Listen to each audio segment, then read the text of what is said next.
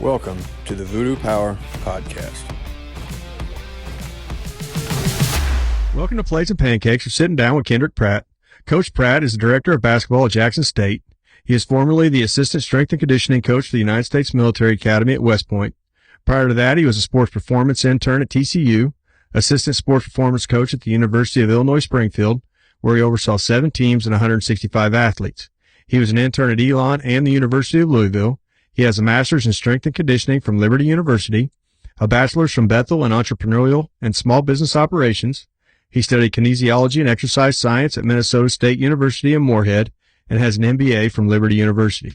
So welcome to the show, Coach. Appreciate it. Thanks for having me on. Man, I'm glad you were able to make some time. So I had quite a few questions about the military academy, but it sounds like you've recently made a move. So all that's kind of past tense now.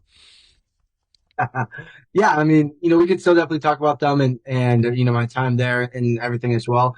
But yeah, since then, I've made a move and we got a new home and excited for that new adventure as well. It's got to be pretty exciting. I mean, you're kind of, I don't know what the director of basketball is going to entail. I don't know if that still involves strength and conditioning or if you're moving into a different arena there, but it's got to be pretty exciting. Yeah. And, essentially it is a strength and conditioning role, right? And so, I'll be, working with men and women's basketball. So I'll do all the strength and conditioning for them and then all the sports science for them, and then nutrition and everything as well. So I'll travel with them, practices, games, everything that, you would do elsewhere. And then I'll just assist with football, and one other sport. Don't know yet, but then one other sport. So, yep, still fully strength and conditioning. Just also then some additional duties and responsibilities. Essentially, everything from a strength and conditioning standpoint from basketball, goes through me, right? And so that's kind of what that looks like. But it'll be all hands on deck. But I'll be at every football game, working with football practices and everything as well. It's gonna be busy. It's gonna be very busy, but it'll be really good as well. So I guess, we kind of look at your time at the military academy because that is a pretty unique position. And then being your position now is so new, we'll kind of compare to maybe how that's going to carry over and see how it looks. But while you're at West Point, I mean, you're working with high achievers. They don't need a whole lot of push. They're there because they're elite. Do you sometimes with athletes like that have to put the brakes on and not let them get ahead of themselves just because they want to push so hard? Yes and no. For those of you that don't know, I've been in the military myself. I've been in for 12 years. I've worked with, Rangers and special forces and everything as well. So, they're high achievers, but, the thing is with the time at the military academy, the thing that I found was it's a matter of, getting them the recovery that they need. Yes, they're smart individuals. They're going to do the right thing. They're going to work hard. But a lot of it too is the load is so high continually, both from an academic standpoint and an athletic standpoint, that they want to do more. But a lot of times, and us coaches know, like, recovery is just as important as continuing to push more and more and more. And so understanding them, like, their sleep is just, dog crap. Right? They're not getting the consistent amount of sleep that we want, the quality of sleep that we want. And so we can push, but we also know if we don't recover, that's a really big deal as well. And so a lot of it is actually, from my short stint there, getting them to recover, getting them to sleep, getting them to eat food and actually like fuel their bodies appropriately. Yes, we're going to push them. Yes, we're going to work hard, but on the flip side, and we got to get 2 more hours of sleep. We got to get 800 more calories, whatever the case may be. I found that to be the most challenging component of it. And their academic load is fairly high. So do you see the stress from the classes carrying over into the weight room? Yeah, definitely. I mean, if you've worked with athletes for any amount of time, you can, read, their faces, you can read their body languages and stuff. And so, yeah, you can really see the carryover. That's one thing that I noticed a lot of, and stress from tests, from staying up later, 1, 2 in the morning to get work done, and then having to get up for PT or formation or whatever at 5, 6. So you could really see it. Like, they can't hide it. It's very obvious. So that's very apparent. And having the relationship with each individual, knowing that, understanding that, and then having the ability to tailor that, when necessary, is something that you pick up on, rather quickly. So do you find that you spent a lot of time helping them balance the stressors? I mean, this is all the start of where their stress is eventually going to get to be in case of a wartime situation or whatever it might be. So do you find yourself kind of helping them cope with all of it more than anything? Yeah. One thing that, I did, and that we implemented from a men's basketball standpoint is we had education sessions. And so what that looked like was about 15, 20 minutes with myself. And we, provided them with the resources and the information on what does proper recovery look like? How much sleep do we need? How much nutrition do we need? And then how to handle stress. What is stress? Where does stress come from, right? And we all know it's not just from physical training, and we all know it's not just from academic loads. Like, those are the two things that they're focused on while they're there, but we can't forget that they're human beings, and we can't forget that they have families, they have girlfriends, they have boyfriends, they have additional outside stressors that really play a role as well. And understanding and teaching them and providing them with the resources on how to manage this and recognize when something's being stressful, recognize when something, is, pouring water out of your cup or taking it away or poking a hole in your boat. And so we had to, we worked through that. We talked through that. As a group, as a team, we would do that.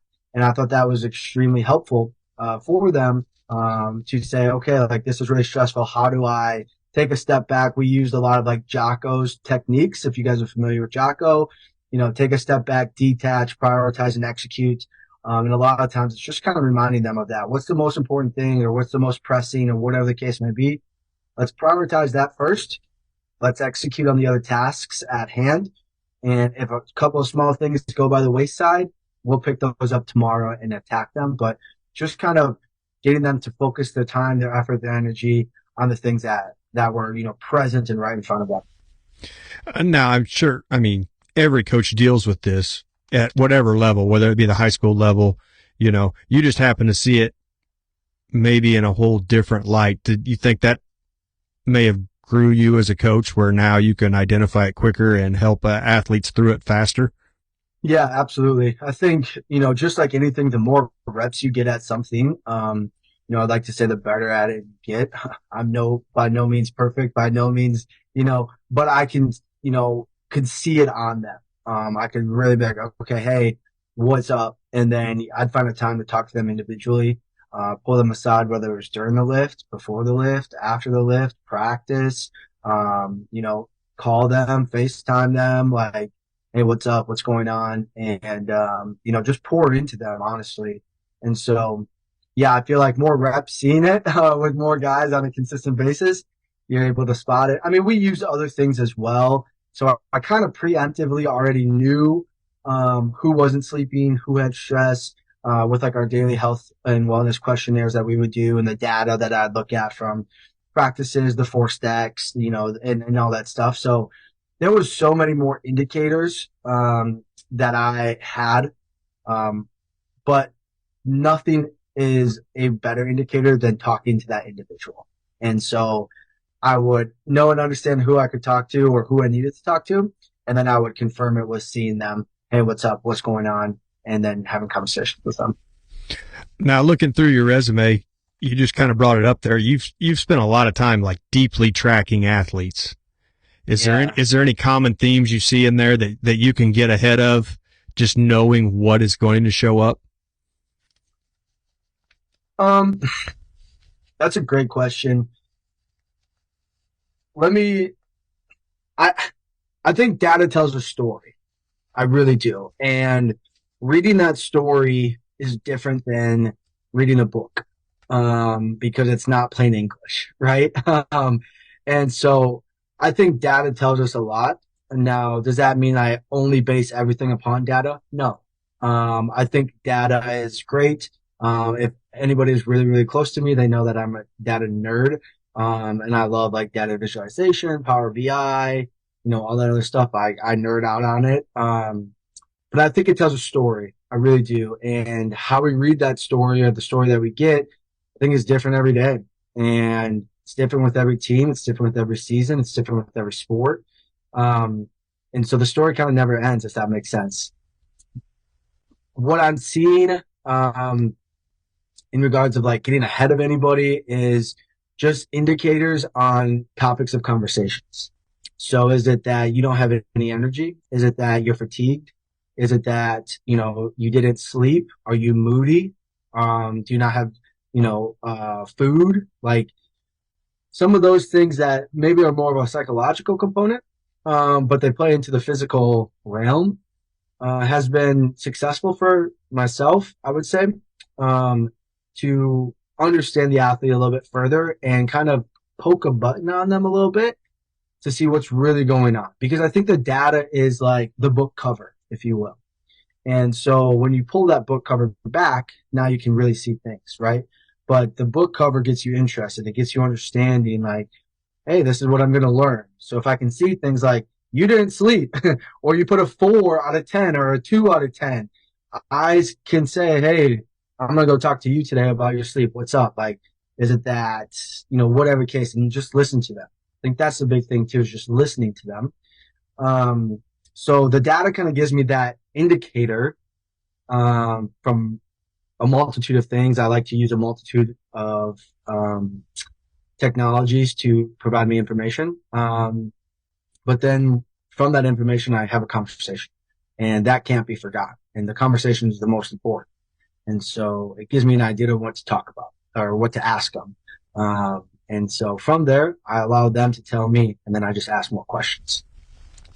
Now, the more strength and conditioning coaches I talk to, the more it compares out to essentially you're an accountant. You're crunching numbers all the time. You're trying to figure out how to leverage the numbers to get the best return for your client.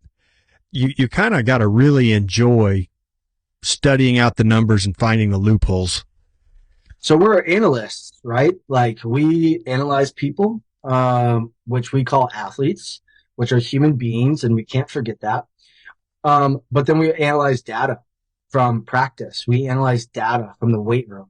We analyze data from health and wellness questionnaires. We analyze a lot of data on a daily basis. And so, when we look at those things and we look at, force stacks or Nord boards or timing systems or all this stuff, we compile a lot of data on a daily basis with a lot of athletes, which is fantastic.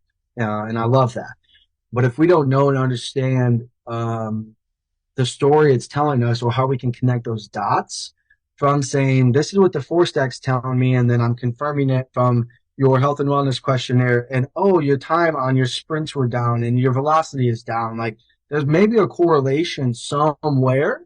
Now, a correlation doesn't equal a causation, but what it allows us to do is at least potentially start to connect dots and see, okay, are you recovered? Are you this? Are you that? And so we're analysts. We analyze people who have a psychological realm, who have, the mental component of it as well, the physiological component of it.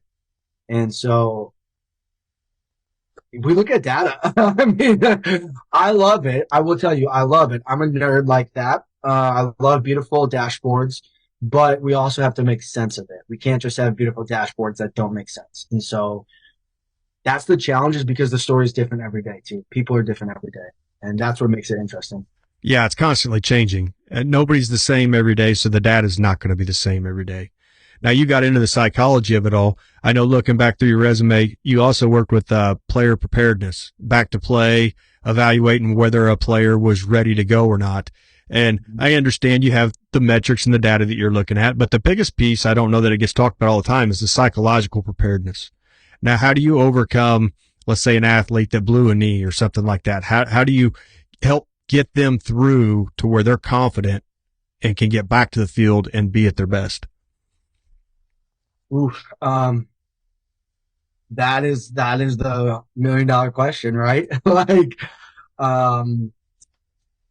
That's a great question. Yeah, we can look at the data and we say these are the baseline results, and this was the before and the after, and okay, here are the norms, and this is what the research says and stuff. And okay, yeah, I agree with that. What I go off of as somebody that's, been through that myself is I can, relate to them. I've had 3 knee surgeries. I stopped playing college ball because of my knee surgeries. And the mental component, the confidence aspect of getting back to playing. Now, I did things the wrong way. I didn't do rehab after my first 2 knee surgeries. And my 3rd knee surgery was like, that's it. Like, you're done. And so, regretfully, I didn't do that. And now my knee's all jacked up and I squat weird, and some days I have a limp and it's, swollen and, all this stuff, but I can relate to them because, I've kind of been there. I've done that. And, doesn't mean I know what it takes to get them back, but I can relate and share with them. And I think a lot of times athletes are looking for that in the RTP process. Not that it's like, oh, okay, coach, like, I got you. Let's not get better. No, it's like, okay, I got it. Like, you've been there, you've done that, and you don't want me to be like you. And I'm like, exactly. So the psychological component, I think, is just, we have to be positive. I really do believe that. Now, we have to be truthful, but we have to be positive. And, have real conversations. And it's not because I don't want you to play, and it's not because of this or that. It's because I love you that much to tell you the truth. And I think that's really important. So it's tough. It's $1 million question that I don't know if I have the answer to, but what I do, the way I go about it is from a relation standpoint. I relate to them, tell them what I did, how I messed up, and don't be like me. And let's get you right. And now I'm equipped with the education to hopefully get them back, right? To know the exercises and to know, all the stuff, and work with, ATs who are fantastic and stuff. But, yeah, I think a lot of times too, it's just having a conversation with them and showing that you care. Yeah, they got to see that you're just not rushing them to the field just so that they can play. They're more than an expendable object. They have to mean something to somebody. Yeah. Yeah, we got to care. We got to love on them. I mean, you have to love people. You have to love athletes. They're human beings. We have to love them. And nobody, it's so cliche, but it's the truth, right? Like, nobody cares how much you know until they know how much you care. And, you telling them where you messed up and you don't want them to be like that kind of shows that you care a little bit, and I just think we need to love people. Yeah, there's definitely room for everybody to feel a little better when they show up somewhere. Yeah. Yeah. Now, talking about people, I mean, you've worked through a lot of staff development stuff too. So creating a staff that's all on the same page, it's got to be a difficult task. And especially when you're working with interns that have maybe the knowledge of school, but they haven't learned to take it to the floor yet. They haven't learned elite level of coaching. So preparing somebody straight from college to take on the role of helping an elite athlete, how much time does that take? I'm sure it's an individual process, but what are you kind of looking at? What kind of key markers are you looking at to help them get developed? I think the biggest thing is asking questions. If you're interested in topics, you're going to have such an eagerness to learn. You're going to have such an eagerness to be like, well, why is this like that? Why is it like this? How can, and I think asking questions, now asking the right questions, I think is important, but asking questions. And, then through that is, putting effort in, reading. I've been very fortunate to learn from some outstanding coaches that I give all my credit to. Coach DeMarco at Elon and the entire staff there with Jordan Newsma, and the guys that are there now.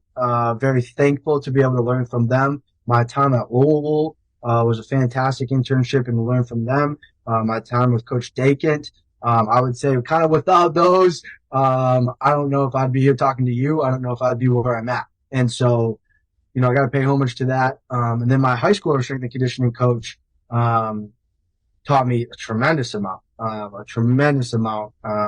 as well. And so I think it's, when we're developing interns, I think they need to show that they're interested. It sounds great to be a kinesiology major. It sounds great to say I'm getting a master's in exercise physiology or exercise science, which is cool. But, the real learning doesn't really start until you're doing the job, right?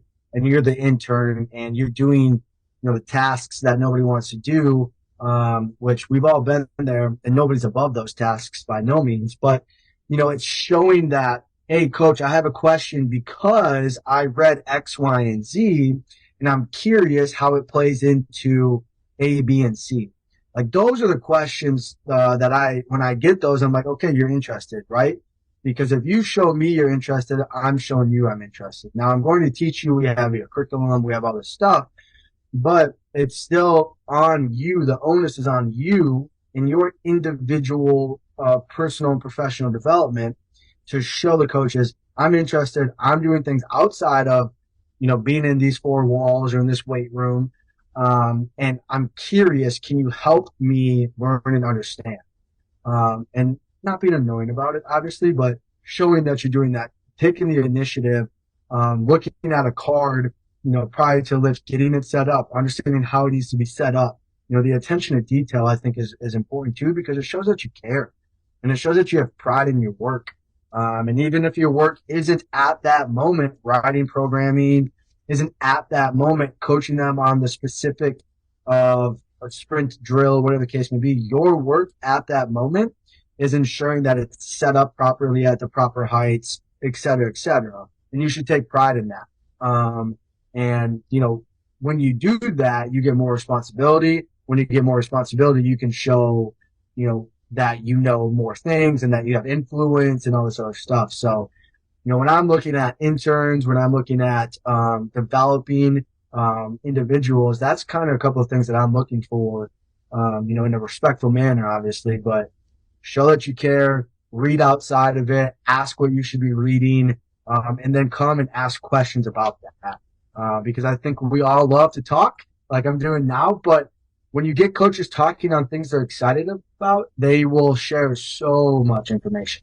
And that's where you really get those gems and those diamonds. And you're like, oh, I remember that. I remember that. I remember that. And that elevates your coaching.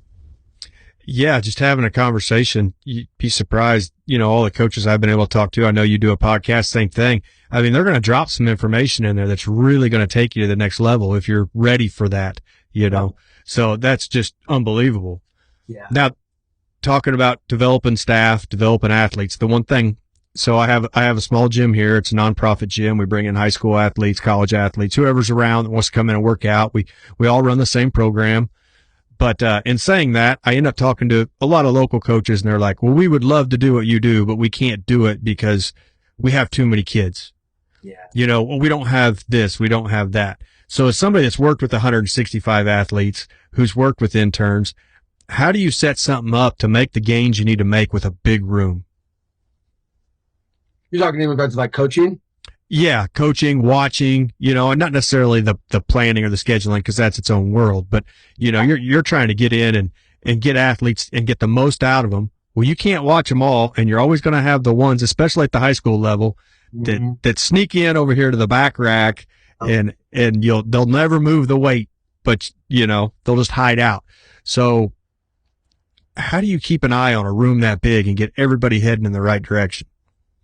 Yeah, absolutely. A couple of things is, one, the athletes are coaches. And, when we're looking at it and there's 3-4 athletes at a rack, maybe one is resting, one is spotting, and the other's doing the exercise.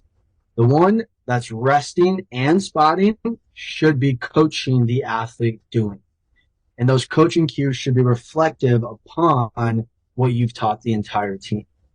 And if you've done a good enough job coaching, you should, I don't want to say just be able to stand around the entire session, but give minimal cues because your athletes are coaching. So the way I do it is my athletes count each other's reps.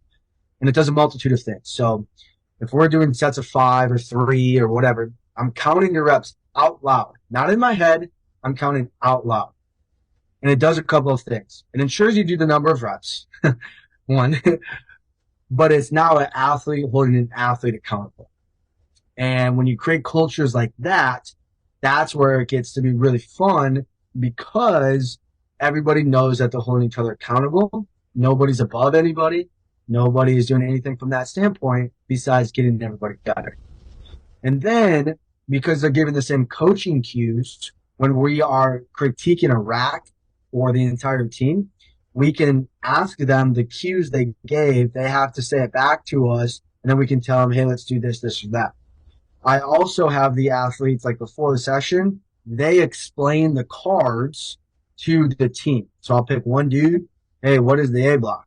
The A block is bang, bang, bang, bang. Awesome. B block. And the reason for that is because I'm coaching them for 3, 4, 5 years, but they have 40 years of life after, 50 years of life. So if I can get them to know and understand what the exercises are and teach them training for life, that's extremely impactful. And how to read things, how to set stuff up appropriately. Why are we doing med balls first? Why are we then doing this or that? And I think that's extremely beneficial. Does that impact W's? Maybe, maybe not. You know, you could argue that either way. To that next point of that, if I have a group of athletes, in particularly high school, that, you know, they all kind of crowd together, they're giggling, I'm standing right there. I'm intentionally being right there. The reason for that is you can laugh with them. I think there's no issue with that. But then you got to get them back on track. And then on top of that, I think using your voice. Now, I do not love yelling just to yell. I don't like that. I think if you're going to give coaching cues, but cue the whole room. And that means you have to use your voice. And that means you have to be intentful with what you're going to say, understand what cue you're trying to give, and then use your eyes. So if I'm looking down a row of racks, maybe it's 6, 10, 12, 15, you can see a lot of what's happening. And I can use my voice to cue the entire room, right? And if I need to make an example, I will do so. If I feel like they are not listening or understanding what's being said, kill the music, bring everybody back in, get them back on track, and then go again. And if it's that bad, I just kill the music the rest of the day, or that's it for the day. But I just think using your eyes, using your voice is really important. And then if people are bunched up, not doing anything, you're the coach. Command and control what's going on. Go over there. What are you guys doing? How many sets do you have left? You know, what set are you on? Ask them those questions. If they can't tell you, then, you know, you got to handle business, right? And so that's what I do. That's how I do it. I also control things by a whistle. Now, at first I was against it, but the more I use it, the more I like it. So set 1, set 2, because it keeps us on track. And I like that, and it allows the athletes to rest, and it allows them. So then when I'm like, what set are you on? I'm like, I'm on 3. I'm like, really? Because we're on set 2. So you're not listening or paying attention. And if it gets to that point, I do rack assignments. So you're working with this person. You know, if you're a trouble kid or you're not listening, I'm not grouping them together. You know, the ones that are struggling, I group them with the ones that are doing well, right? And vice versa. So kind of taking it for what I heard, doesn't mean that's what you said, but what I heard is culture's king. Yeah. And your weakest link is going to be in your culture. If you'll let a kid slide on a high squat, well, that's what you got. You got a high squat. It doesn't necessarily may translate to the field, but it translates in culture. Yeah. So, you know, I've been super fortunate. I've got to talk to some West Side guys, you know, on the podcast, and it's just unbelievable. But if you look back, all those guys made their living later as coaches.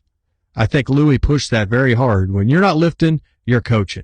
And you coach somebody how you want to be coached, and they all were phenomenal lifters because of it. So I can see where that would be beneficial to a program when you're trying to watch a guy that might need help, well, you can't see behind you. but if you got a senior back there, keeping things on track, your job got easier. I think culture is truly the king. And once you establish the culture and it runs its course for a year, 2 years, it now becomes a standard of excellence. And if you are about this standard, great. If not, find a new home. And so I enjoy pushing the standard of excellence up for my athletes and myself. And that's the thing that, if anybody's listening, if you're going to demand that for your athletes, you need to demand that out of yourself. And that's with your nutrition. That's with your training. That's with your reading, right? I can't tell somebody to go do all these things if I'm not doing them myself, because then you're being a hypocrite. And that's not okay. And so if you're going to demand that, then you need to do that. I also think when your athletes see you doing it, they buy in. They buy in a lot. So if they see you reading at work, they see you reading on social media, they see you working out, they see you going for runs, whatever the case, however else they see you besides in the coaching life, they will buy it. If they see you doing what you're telling them to do, preaching it, and your interns and your other staff members, then they know you're doing it as well. And that's a huge aspect. I can't ask of you what I will not do of myself. And then when you do that, on top of that, when you talk about it, it comes out as like, this is the lifestyle he lives, right? We've all heard like somebody tell you to do things and we're like, hold up, you don't even do that. And so I'm not perfect, but I try as hard as I can be. And I try to hold myself to that standard as much as possible. I do try to read every single day. I do try to train every single day, whether that's going for a walk. I do try to watch my nutrition as much as clean as I possibly can. But, my athletes need to see that. They need to see me doing that. They need to see me living that life consistently, not just for a month, not just for 2 days, but consistently, because then they buy it. And when you talk about it, they feel it. And that's a huge difference. So talking about, culture and showing the athletes how much you care, all those things, you're trying to create open lines of communication, I would think, so that when an athlete comes to you and tells you what's on their mind or how they're feeling, it doesn't get held against them, but it gets worked with. So establishing that trust, how is that accomplished, and you as a coach not get taken advantage of? Well, you have to set boundaries. You do. And so day one, if you're an athlete of mine, day one is expectation management. What I mean by that is we sit down and we both sign an agreement. And that agreement is an expectation. And that expectation is what you can expect of me as your coach and what I should and will expect of you as the athlete. And what that looks like is if you're late to lift, these are the consequences. If, you don't fill out your health and wellness questionnaire, these are the consequences. If you skip reps, these are the consequences, and just kind of going down that, hey, this is what I expect of you, and this is what you expect of me. And so, for instance, if I'm ever late to lift, my consequence is the same as theirs, right? Because again, I won't ask them to do something that I won't do. Now, I'm never late to lift, but if I am, right? But if, like, for instance, if they're going to be late because they were talking to an academic advisor and they text me and say, hey, coach, I'm running 10 minutes late, I'm okay with that because you gave me the heads up and you told me the reason why, right? Let's say I'm in a meeting with a coach for whatever, and it's the same situation. I'll text a senior or text a captain or whatever. But it's having the communication, starting to do the things that adults do, right? But it's holding them to that. And so day one is expectation management.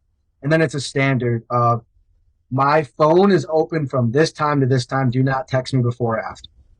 The only exception is if we have a super early lift, right? Let's say we have a 6 a.m. lift and you want to text me at 5:45 saying I'm going to be a couple minutes late.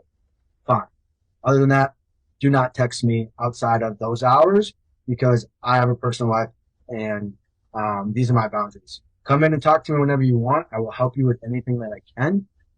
But it's expectation management and it's setting the boundaries with them. But it's also understanding that like, we're going to work hard and play hard too. We're going to have a lot of fun. But we're going to get after it.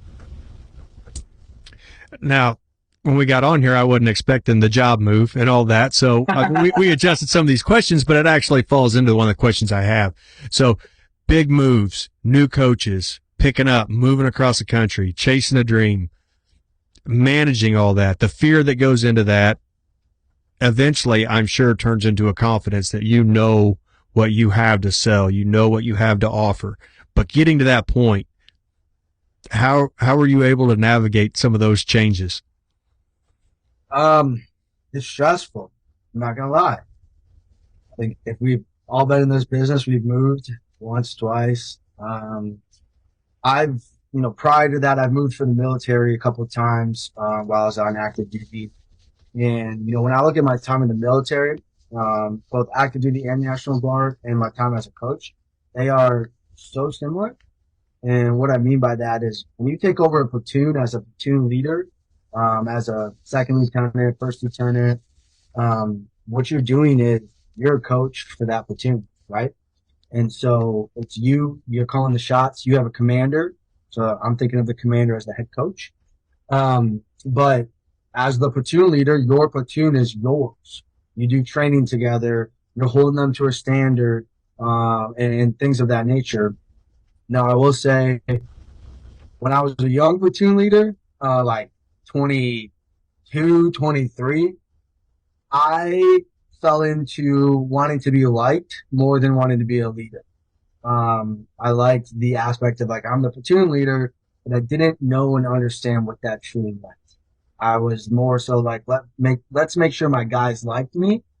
But I think now looking back, hindsight's 2020, it was great reps prior to being a coach, because do I care that my athletes like me?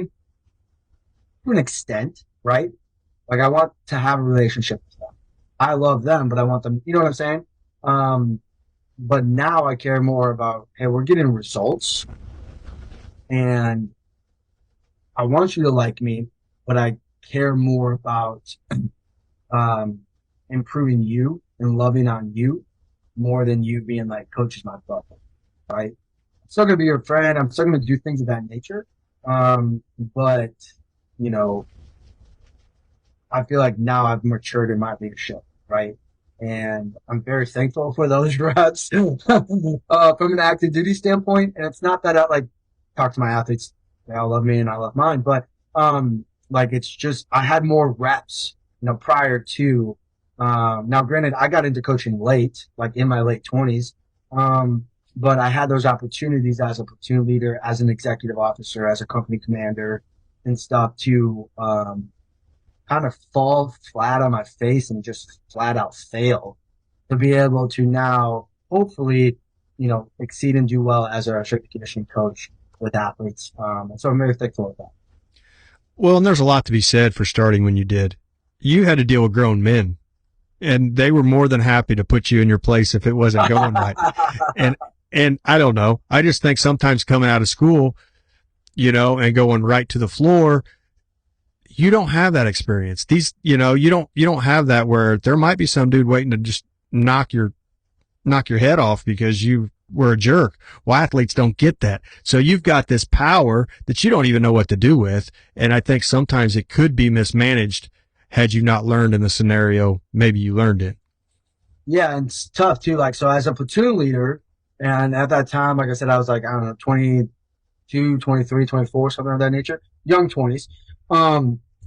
You have individuals in your platoon that are older than you are, that have probably been in the military longer than you've been alive. A first sergeant that's longer in the military than you've been alive. And they know that. And so you're not only dealing with young individuals, because some of them are like literally just turned 18, right? Just got done with basic training, just got done with AIT, and now they're at the line. So you're working with the youngest of the young, which I would say is our freshman athletes, and then your vets, right? Like the first sergeant says, like, I'm retiring with 28 years in service. It's like, good for you, bro. But you have to work with them, and you have to know and understand, how do I get influence with this guy while I'm influencing this person, and getting the respect of this guy while I'm telling this person what to do. And so the dynamic is so interesting, but it's so great. Whereas strength and conditioning, all the athletes are, in the age of, 17, 18 to 22, 23, and then the professionals obviously older. But so it's very dynamic. It's very interesting.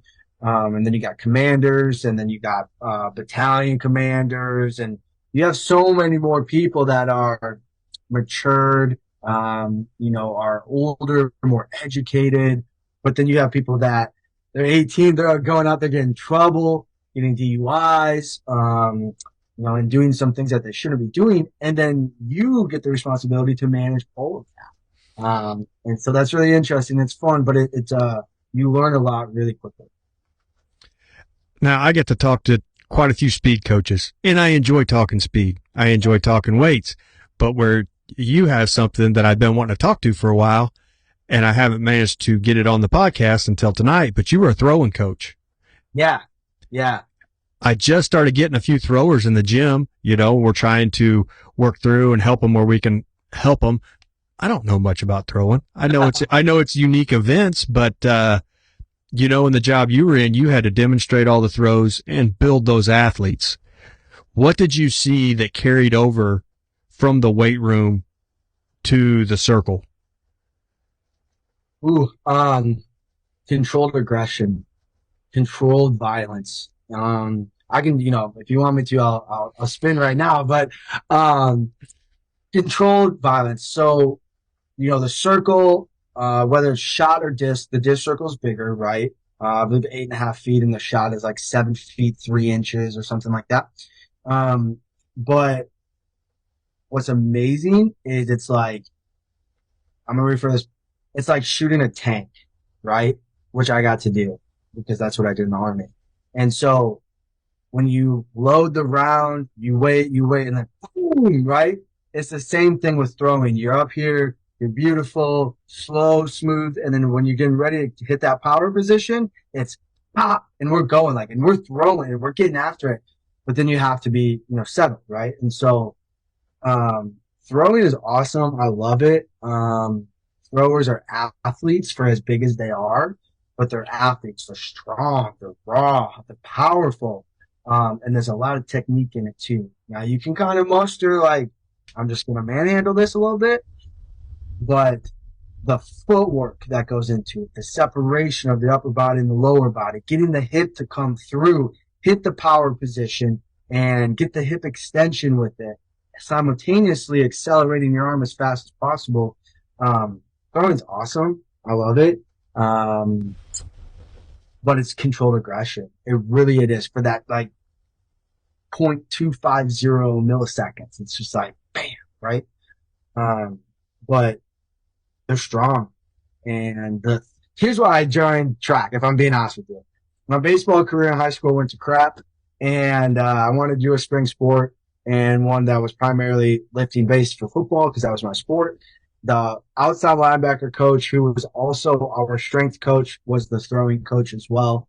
He's like my second dad, my mentor. I had him on my pod, and we cried together. But he's awesome. But he was the throwing coach. So he said, "Come throw for me, and we're just gonna lift and get you ready." And I was like, "Okay, cool." And that's literally what I did. So, but that's how I got into throwing.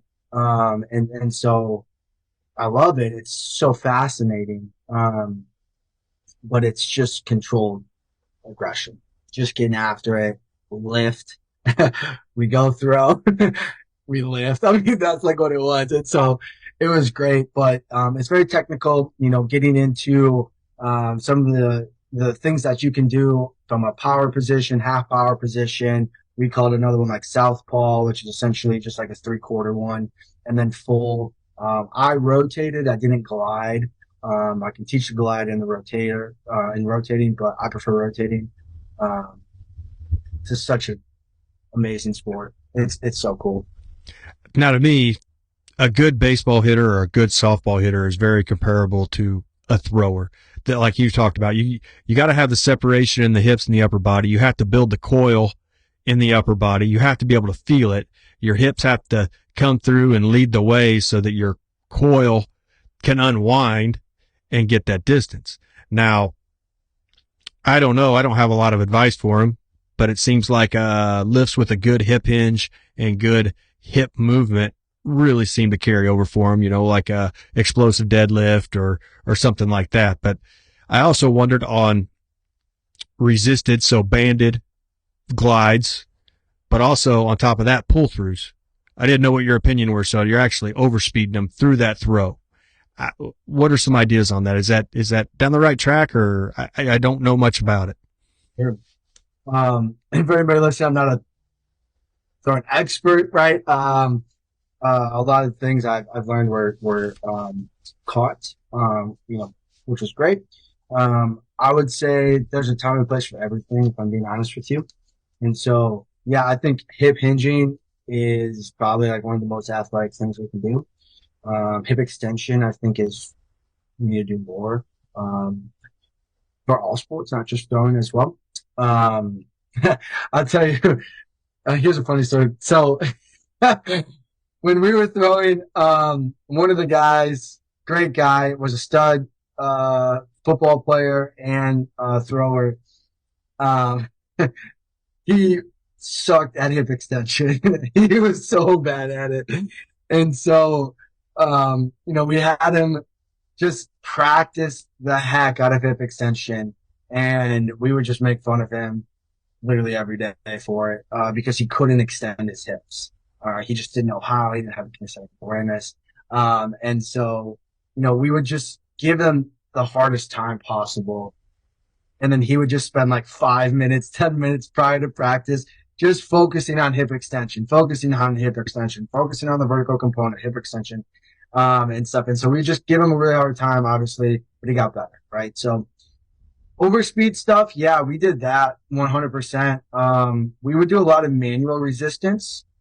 And a lot of times what happens with throwing is, guys' upper bodies and lower bodies would go together, right? And so when you get ready to hit that power position, instead of actually rotating, what you do is just transfer your weight up onto that front foot or the block foot. Well, that's bad because your hip then is not doing what it needs to be doing, right? Because that's where your power comes from, is the hip. So if you land in power, but you just transfer your weight onto your block leg, the front leg, you're just losing so much, right? And so we would hit power, and then we would manually adjust guys to separate the upper and lower, and then we would hold, and they would try and rotate, and we would hold. They try and rotate and hold. So we do a lot of manual resistance like that, like almost every day, if I'm being honest with you, because we want to hit the positions with the shot behind the hip, and then the lower body needs to action first rather than, the block arm or the transfer of the weight. And if you actually watch film on throwers, you can break it down so much, but you can really just see a transfer a lot of times, and you can see there's no separation between the upper and the lower.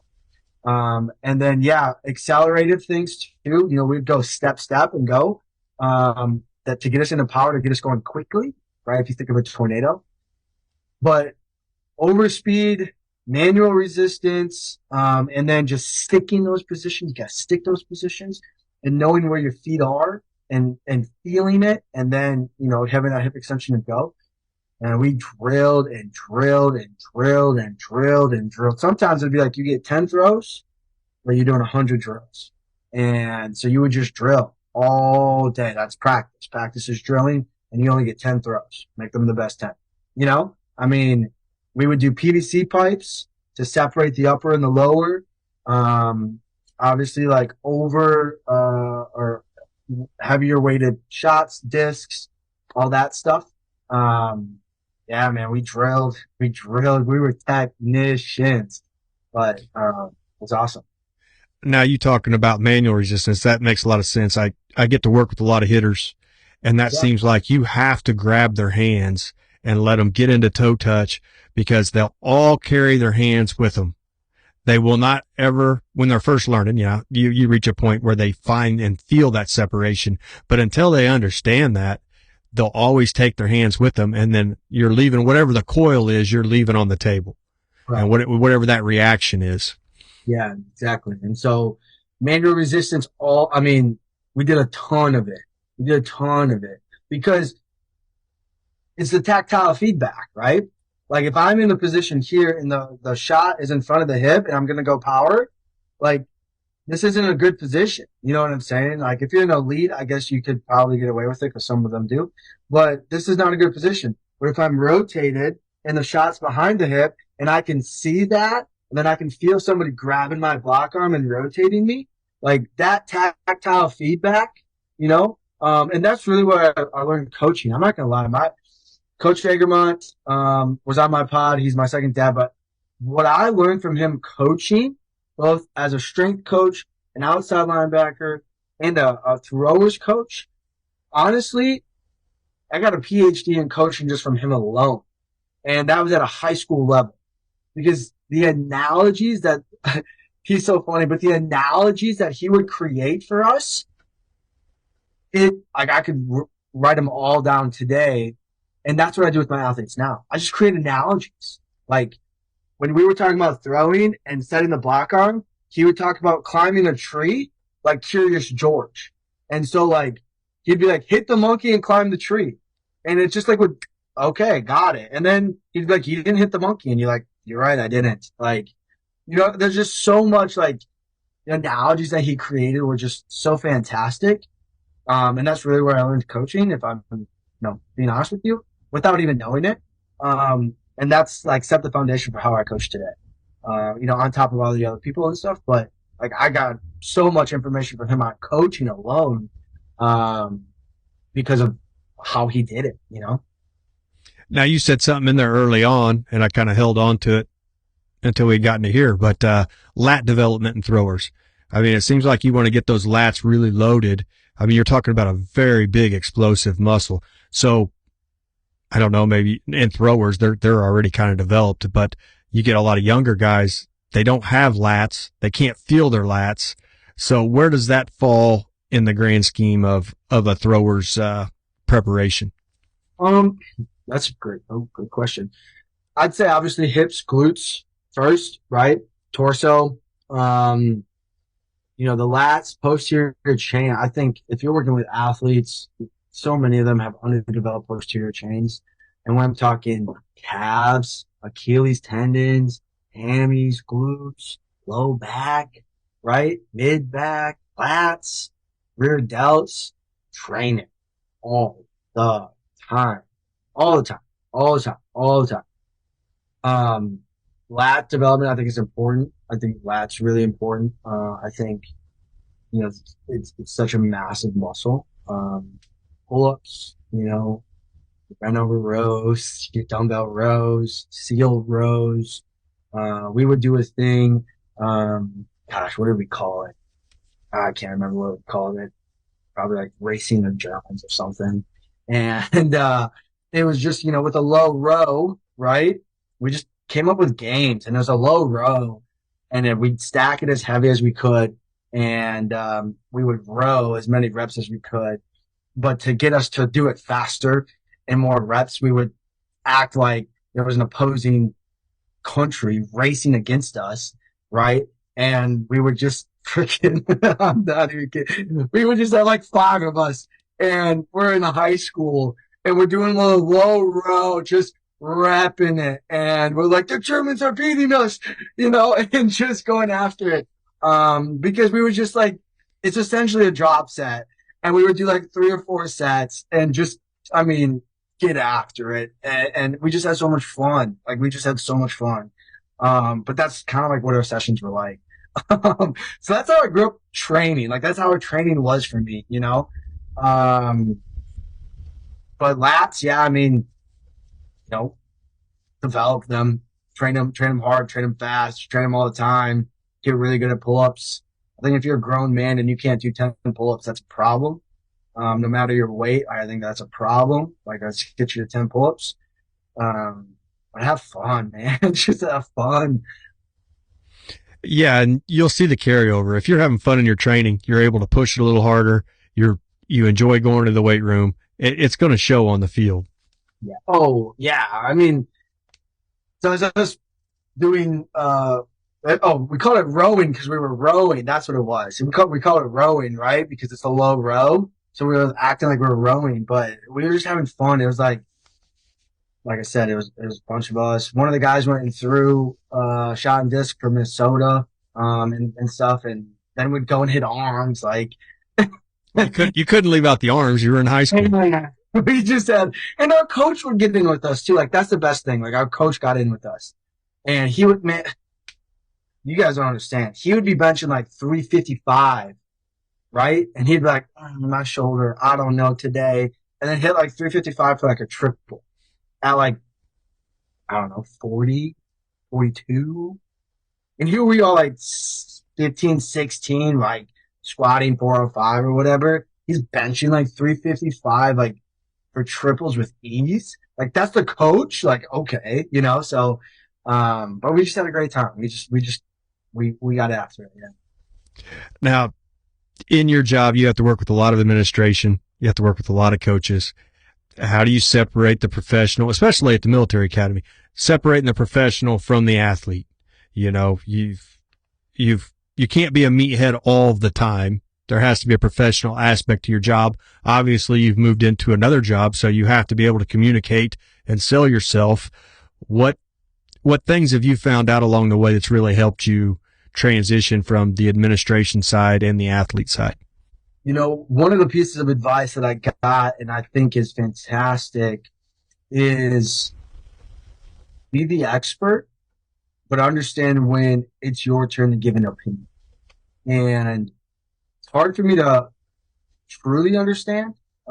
It's great advice, and I'm wrestling with it. I've been wrestling with it, but from an administrative perspective,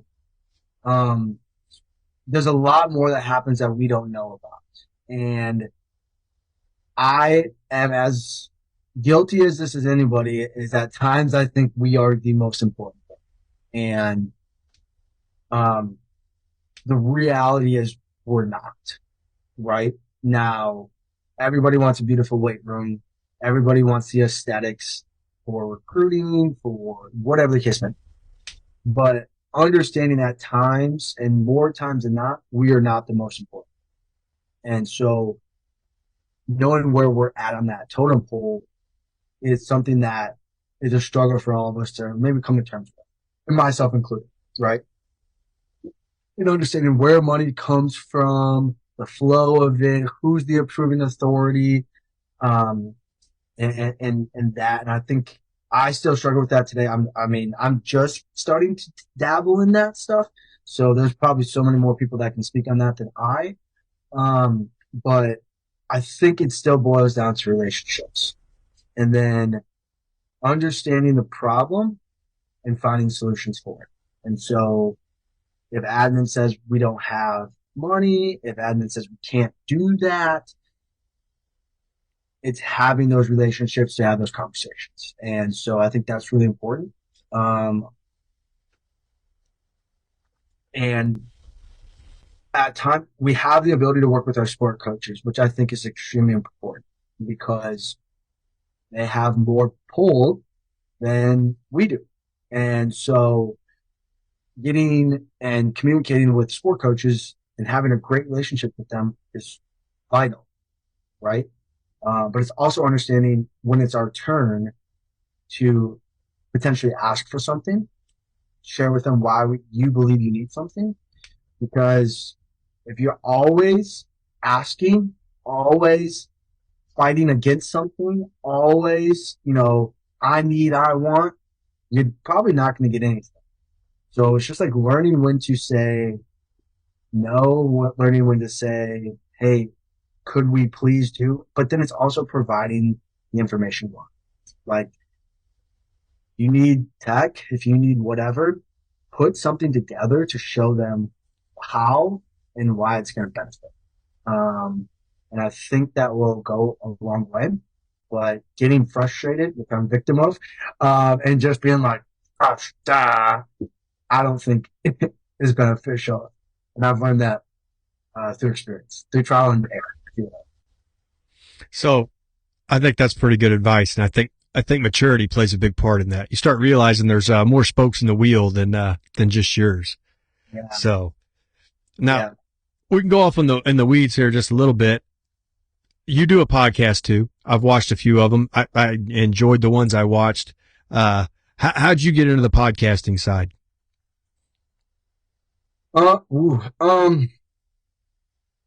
Mainly, honestly, to connect with coaches. Like, I've identified that sometimes it's very frustrating to go on, I'm going to use Twitter, and see each other bash each other. I don't necessarily like that. I completely respect differences of opinion, but openly just telling, I believe we have more in common than we disagree with. And to bridge that gap, communicating, connecting with coaches, I thought and still think, is a way to do it, because I believe that we have a lot more in common than what we think. And, unfortunately at times, like, because we're all over the country, we may not have met each other yet. We may not have talked face to face. We, at times get a very, very, very, very small piece of what somebody is saying, portraying, and then we take that and we extrapolate that into, gosh, this guy or this girl, or I completely did. And then there's like tension and resentfulness. And I'm just like, have we ever talked to them? Do you have their phone number? Do you call them? Could you say, hey, so-and-so? And so the reason why I started that was, to kind of help coaches understand, like, we have so much more in common than what we believe that we do. And we can disagree on certain things and still respect each other, without bashing each other and saying how dumb we are and blah, blah, blah, blah, blah. But I also love connecting with people. I love hearing how and why people got started.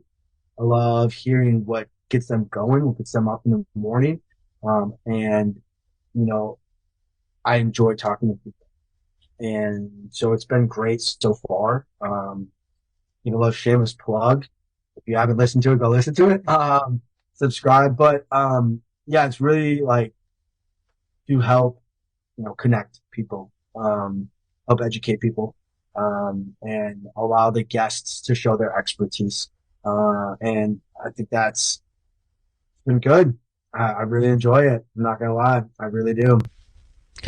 I got to say, every coach I talk to, and they've been more than willing to come on, make the time. They've always been open.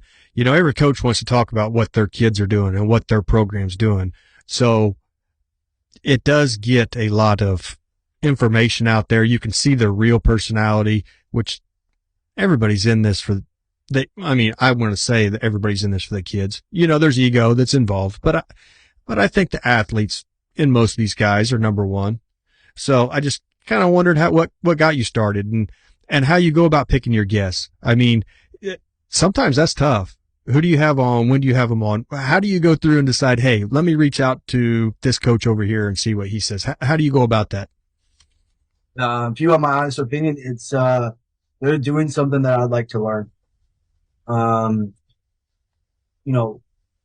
Being a lifelong learner, I think is so vital. I'm so young in the field compared to people that have done it for 10, 15 years or so.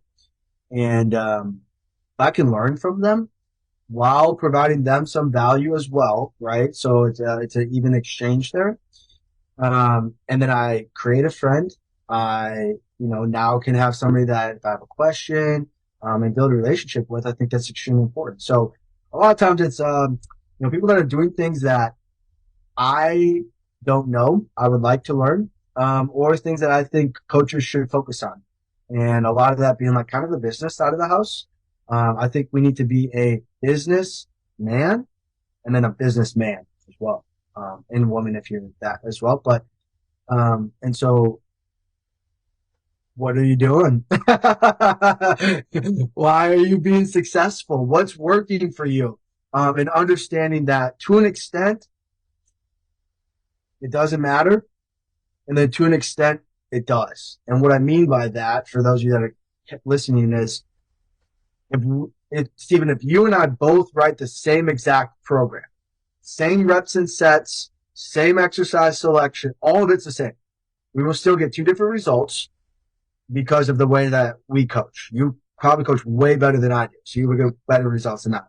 But like, it's also the individual too, right? And so some coaches get more out of people than others. And what are you doing to get more out of them? Success leaves clues. And so if you're being successful, I want to know what you're doing. I mean, it's not for my selfish aspect of it, but what are you doing? I'm curious because I want to learn. What are you learning? What projects are you working on? And then can that help other coaches? If you're making a lot of money, let's share that with other coaches. Why? There's a lot of coaches that need money. I'm not telling you to give them money. I'm saying let's teach them the skill set so they can learn and so they can make money themselves. If you're getting dudes jacked, what are you doing? I'm curious. If you're getting dudes fast, what are you doing? Right? And so would love to learn and have a conversation. Let them be the expert because they are. They know way more than what I'll ever know. And that's kind of how I go about it. That's an honest way to find them, and then read some of their stuff or research some of their stuff and then decide, hey, yeah, I do want to go down this path, or maybe I'll stay away from this for a little while longer. But it definitely is a process. And you want to pick right and you want to talk to good people. And yeah. I've been fortunate. I think listening to your podcast, you've been pretty fortunate. So we'll bring this back around. I mean, I know you've been generous with your time, and I don't want to keep you all night, but let's see here. Kind of back to the psychology of coaching, maybe a little bit. So winning is number one. At the end of the day, it doesn't matter what you think of yourself as a strength and conditioning coach or whatnot. If you're not winning, you're not working. So adapting your training to facilitate a wins matter culture. It doesn't matter if you bench 600 pounds, if you squat 800 pounds, it doesn't matter if you're not winning. So getting the wins to take priority, having your staff understand that, having your athletes understand that, and building a culture where winning is the goal. Yeah. Winning is everything. I don't care who you are. Winning is everything. Why do people know MJ's name? He's a winner, right? You name it. Go down the list, right? Winning is everything. And that's bottom line. And so creating a culture of winning, talking about winning, being about winning, and expecting to win. And how do you expect to win? You do the work. You do it with full intent every day. You do the work. Sometimes you're going to come up short. That's just the reality of it. But we do the work and we expect to win. We truly do. We create a competitive environment where we call people winners and losers. We don't get participation trophies. So if we're sprinting, winners will sprint against winners. Losers will sprint against losers and you will go last, right? And so win. I mean, it's like win. And so doing that, winning in the weight room, and what that could look like is drop sets, same weight. Who's going to tap? Who's going out first? It's going to get ugly. It's going to get nasty. Right? But are you going to be a winner? Because you should pride yourself on being a winner. And that's on the assault bike. Who's going to tap? If we're doing 30-second sprints or 15, whatever it is, and if let's say we're going max distance, max cal, whatever, who's going to win? Be on a team and win. And, Losers lose, winners win. And so create the environment to win. And don't be afraid to tell people that you won today, but winning today does not guarantee winning tomorrow. So you have to come back the next day and do the work, because it does not matter what you did yesterday. And you got to win. That sounds like such a simple concept. You threw it out there. It sounds so simple, but people have gotten away from understanding that at the end of the day, it's not that everybody plays the same. It's not that everybody gets a shot. They're not there for practices. They're not there in the weight room. It's the winners get the field and everybody else is left to find a way to win. Yeah, exactly. And so look at business, Ken. If you look at business, the biggest businesses win. They can do it financially, right? And so to them, that's their winning, right? And that's their scorecard, And so when you look at it from that perspective, if winning, for them is a financial component, are they making sales? There's so much to that, right? Salesmen are the same thing. Did you sell more? Yes, or it boils down to that. It's a simple yes or no question. Okay. And so did you beat your opponent? Yes or no? Okay. That's all we need to answer. That's the only question we need to ask. Right. And, and so it's so simple that it's hard. It's so simple that it's hard. And so you're not going to win every day, but if you stack those days, right, and you show up when you don't want to, you put the effort in, I can't guarantee you're going to win. I can't guarantee it. But, you're going to get after it. You're going to try. And there's, a certain level of something to hang your hat on from trying. But we will not accept not trying. That's just the bottom line. But it's a very simple concept. Win. And then people will remember your name. If you don't win, nobody will know your name. Now at the end of the day, that's what it is. So building onto that, I'll kind of wrap up with this question here.